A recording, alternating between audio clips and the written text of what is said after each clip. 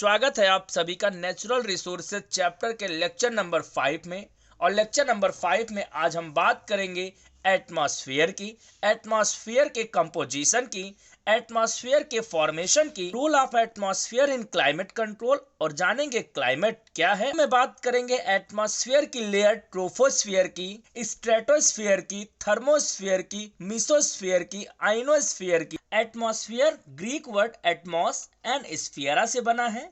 Atmos का मतलब होता है वेपर और स्फीयरा का मतलब होता है स्फीयर। इसका मतलब एटमॉस्फेयर एक वेपर का भरा हुआ, गैसेस का भरा हुआ एक स्फीयर है। Air which covers the water and land known as atmosphere. It means air का वो एरिया जो कवर है वाटर और लैंड के द्वारा, उस एरिया को एटमॉस्फेयर कहते हैं। Atmosphere is a layer of gases. Atmosphere में क्या प्रेजेंट है? मिक्सचर ऑफ गैसेस प्रेजेंट है, गैसेस की लेयर प्रेजेंट है दैट इन्वेलप आवर प्लैनेट, और जो हमारे अर्थ के प्लैनेट को पूरी तरीके से एक ब्लैंकेट के तरीके से सराउंड किए हुए हैं। इस एनवायरनमेंट को फेवरेबल बनाए हुए हैं, लिविंग ऑर्गेनिज्म के रहने योग्य बनाए हुए हैं। Earth planet retain atmosphere. It means earth planet पे एटमॉस्फेयर कैसे प्रेजेंट है? तो कह रहा when the gravity is great. It means जब ग्रेविटी ज्यादा होगी अर्थ पे, यहाँ अर्थ सरफेस पे ग्रेविटी प्रेजेंट है, ग्रेविटेशनल फोर्स प्रेजेंट है। इस ग्रेविटेशनल फोर्स के नाते यहाँ पे एयर फिक्स है, एयर स्केप नहीं कर सकता, स्पेस में नहीं जा सकता। और इस अर्थ प्लैनेट पे एटमॉस्फेयर को रिटेन करने के लिए gravity and the low temperature दोनों फैक्टर जो है बहुत ही इंपॉर्टेंट हैं, जिसके नाते अर्थ सरफेस पे प्लैनेट पे एटमॉस्फेयर प्रेजेंट है। ग्रेविटी क्या है अगर समझे तो gravity is universal force of attraction acting between the all matter. It mean earth surface पे ग्रेविटी वो फोर्स है जो सभी मैटर को क्या करता है? अट्रैक्ट करता है, और सभी पे ये क्या करता है? वर्क करता है। अर्थ एटमॉस्फेयर के कंपोजिशन को देखें तो nitrogen 78%, oxygen 21%, argon 0.9%, carbon dioxide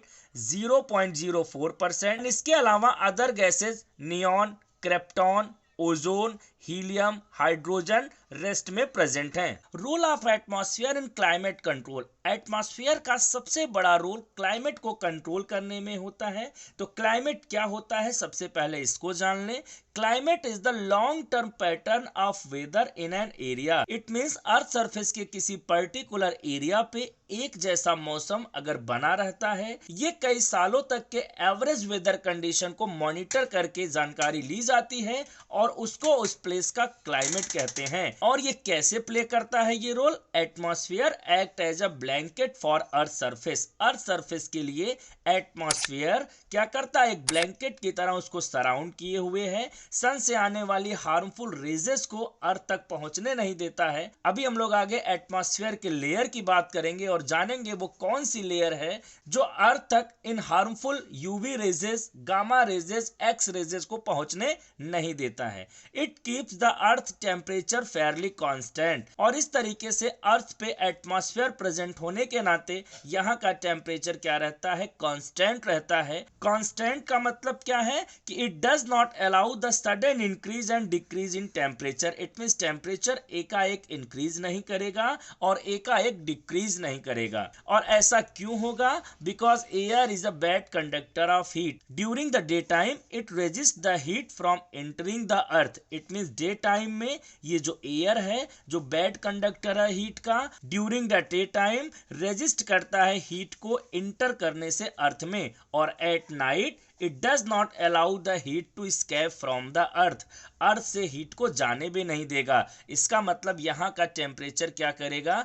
इस एयर के नाते atmosphere is the mixture of air जो कि अर्थ को एक ब्लैंकेट के तरीके से सराउंड किए हुए हैं, ये टेम्परेचर को क्या रखते हैं? कांस्टेंट रखते हैं।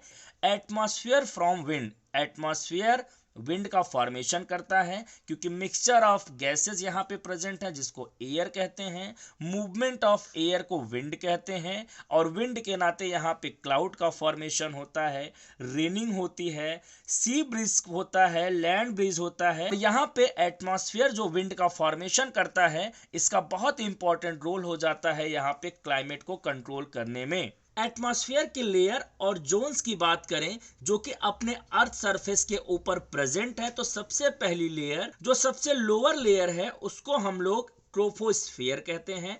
ट्रोपोस्फियर अर्थ सरफेस से 8 to 16 किलोमीटर तक फैला है। ट्रोपोस्फियर में जो टोटल एयर मास है वो 18% है। And all the weather changes occurs here, इनमें जितने भी वेदर को चेंज करने को लेकर के घटनाएं हैं वो ट्रोपोस्फियर पे होती हैं। और टोटल अर्थ के एटमॉस्फेयर का 75% ट्रोपोस्फियर कॉन्स्टिट्यूट करता है। ट्रोपोस्फियर में क्या वेदर क्लाइमेट चेंजेस होता है, तो यहाँ पे एयर का मूवमेंट होता है, वाटर वेपर प्रेजेंट है ट्रोपोस्फियर में, यहीं पे लाइफ सपोर्टिंग एक्टिविटी सबसे ज़्यादा मौजूद हैं या सबसे ज़्यादा होती हैं।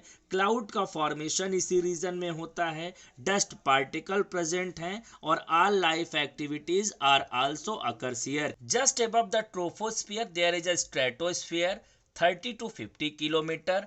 इसको ओजोनोस्फीयर भी कहते हैं क्योंकि ओजोन जो O3 के फॉर्म में हमको अल्ट्रावायलेट रेजेस से प्रोटेक्ट करता है, ये इसी स्ट्रेटोस्फीयर की लेयर में प्रेजेंट होता है। It completely absorb the short wave, अभी हमने आपसे बात की तो यही वो लेयर स्ट्रेटोस्फीयर की है जो एब्जॉर्ब कर लेता है short wave like UV rays, X rays and gamma raises. Stratosphere is free from clouds, it means stratosphere में क्लाउड्स नहीं प्रेजेंट हैं, ये बिल्कुल क्लियर है। इसलिए यहाँ पे एरोप्लेन्स यूजुअली फ्लाई करते हैं। इट मींस एरोप्लेन्स किस रीजन में फ्लाई करते हैं, ये बहुत कंपटीशन में पूछा जाता है। तो aeroplanes usually fly in the stratosphere zone of a atmosphere. Just above the stratosphere there is a mesosphere. Kilometre देखें तो 50 to 100 किलोमीटर। यहाँ पे ऑक्सीजन का लेवल लो होता है। ये सबसे कोल्डर रीजन है और कोल्डर रीजन का टेम्परेचर देखें तो -90 डिग्री सेल्सियस के आसपास मेसोस्फीयर का टेम्परेचर रहता है। इसलिए यहाँ पे इम्पॉसिबल है क्या करना, ब्रीथिंग की प्रोसेस इस लेयर में इम्पॉसिबल है। अगर ब्रीथिंग यहाँ पे इम्पॉसिबल है तो लिविंग ऑर्गेनिज्म का प्रेजेंट होना भी बहुत रेयर और इम्पॉसिबल है। Just above the mesosphere there is a thermosphere 100 to 500 kilometre. Temperature यहाँ का बहुत ही ज़्यादा होगा। इट मींस थर्मोस्फीयर नाम ही इसीलिए पड़ा है क्योंकि यहाँ पे टेम्परेचर बहुत ही ज़्यादा होगा। आपसे पूछा जाएगा कंपटीशन में या एग्जाम में सबसे कोल्डर रीजन कौन सा है, तो मेसोस्फीयर। सबसे हाई टेम्परेचर वाला रीजन कौन सा है, तो थर्मोस्फीयर। और टेम्परेचर यहाँ का कितना पहुँच जाता है, तो 2000 डिग्री सेल्सियस तक पहुँच जाता है। और यहाँ पे क्यों ये टेम्परेचर 2000 डिग्री सेल्सियस तक पहुँच जाता है, because have constant X rays and UV rays coming from the sun. यहाँ पे कॉन्स्टेंटली यहाँ पे ओजोन नहीं प्रेजेंट है जो एब्जॉर्ब करता है किसको, इन UV rays, X rays and gamma rays को। इसलिए यहाँ का टेम्परेचर लगभग 2000 डिग्री सेल्सियस तक पहुंच जाता है। एटमॉस्फेयर के सबसे आउटर मोस्ट लेयर एक्सोस्फेयर की बात करें तो इससे पहले समझ लेते हैं आइनोस्फेयर को। बहुत इंपॉर्टेंट है ये एटमॉस्फेयर की लेयर, ये अबव 80 किलोमीटर प्रेजेंट होता है। एंड आइनोस्फीयर क्या करता है, थर्मोस्फीयर के टेम्परेचर को कंट्रोल करता है। अब कैसे कंट्रोल करती है, चूंकि थर्मोस्फीयर कॉन्स्टेंटली सन की रेजेस को रिसीव करता है तो यहाँ पे एनर्जेटिक सोलर रेडिएशंस प्रेजेंट हैं। सोलर रेडिएशन होने के नाते electrons of molecules and atoms turning them into ions, किसमें बदल देते हैं, आयन में। और आयन कैसे, with a positive charge ion में। तो यहाँ पे आइनोस्फीयर अबव 80 किलोमीटर क्या करता है, थर्मोस्फीयर का टेम्परेचर जो कि 2000 डिग्री सेल्सियस तक पहुंच जाता है इसको कंट्रोल करने का काम करता है आइनोस्फीयर। एटमॉस्फेयर की सबसे आउटर मोस्ट लेयर एक्सोस्फीयर है and it is hard to measure from earth surface. Earth surface से इसका मेजरमेंट करना थोड़ा सा इम्पॉसिबल है, इसलिए इसको हम लोग सी लेवल के बेसिस पे मेजर करते हैं। And it is about 1 lakh to 1,90,000 kilometre above the sea level. Exosphere have a thin air, it means air यहाँ पे बहुत थिन है, न के बराबर है। And it is the outer most layer of the atmosphere. मिलेंगे नेक्स्ट वीडियो में, बात करेंगे विंड के फॉर्मेशन की, विंड के द्वारा क्लाउड का फॉर्मेशन कैसे होता है, और बात करेंगे लैंड ब्रिज और सी ब्रिज का।